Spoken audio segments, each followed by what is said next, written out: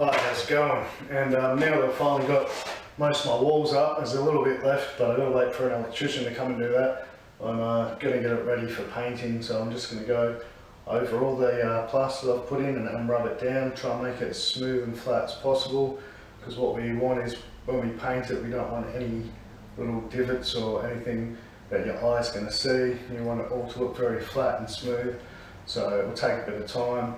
We've got to do the roof as well, so I'm going to get a lot of plaster all over me today, so it might be a bit of fun. But yeah, I'll show you the before and after, and yeah, hopefully it helps someone. So I'll show you what the walls are looking like now. Oops. As you can see, it's quite lumpy, so I'm going to rub that down now and I'll show you how it comes up afterwards. There's a spot up here, and as you can see, because the wall isn't completely flat, I've had to add a fair bit extra plaster, so I'm just going to have to kind of sculpt that and try and get it looking flat, and so when you paint it, it's not, you know, it doesn't draw your eye. But that's a problem area for me.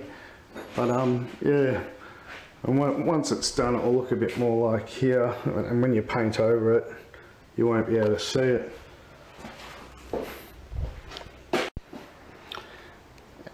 And this is the tool that I use.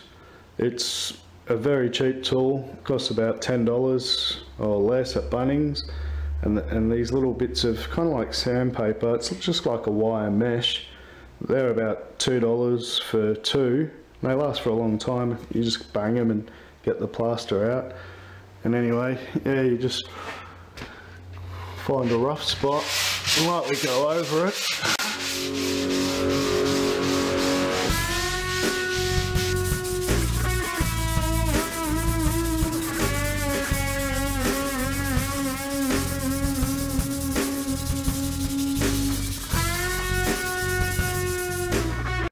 Well, you can see already it's looking a lot flatter, so I'll just go around and do that to all the places that need it. Sometimes you might find, I don't know how well you can see it, but there might be a couple of little holes there.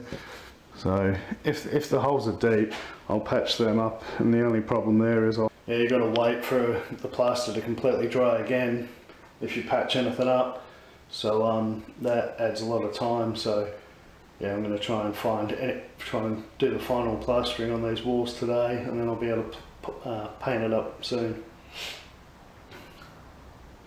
So yeah, I'm going to touch up the final spots of plastering that I need to today, and then I'll once that's dried, I'll be able to do the final rub down and paint it. So hopefully I'll get it painted soon. Whenever you do any plastering, you want to wear some safety gear, because there's so much particles and dust in the air, and it gets in your nose and in your lungs and in your face.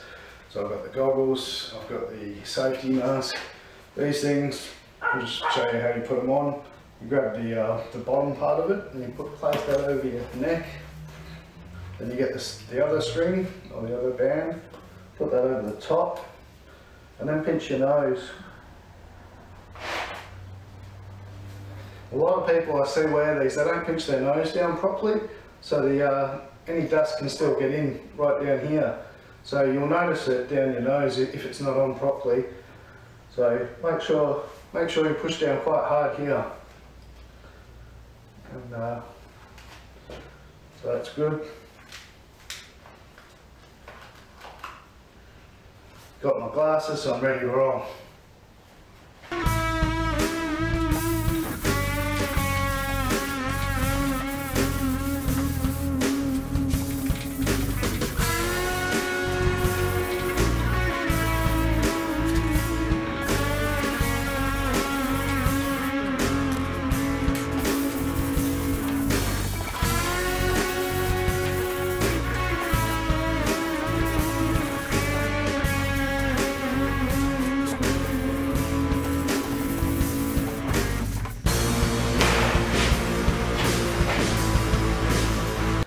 As you can see, I've got all that pretty flat now, so yeah, what I'll do now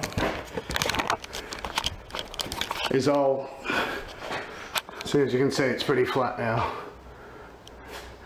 Now there's probably a few places I'm worried about. There's a tiny bit of mesh coming through here. I'm hoping the paint goes over that, but if not, I'll just touch it up afterwards. And if I find any really bad mistakes, I won't paint it, and then when I finish painting, I'll fix up any big mistakes. Now this is that bit that I was having issues with. I've got it smooth, kind of the wall's kind of going into the door a bit, so it might look a little bit weird, but it was pretty bad to start with. Anyway, I'll paint it and see how it comes up, and if I have to, I'll redo it. But anyway, it's getting there. So yeah, basically I can paint now, so I'll be back soon and show you what it looks like once it's painted.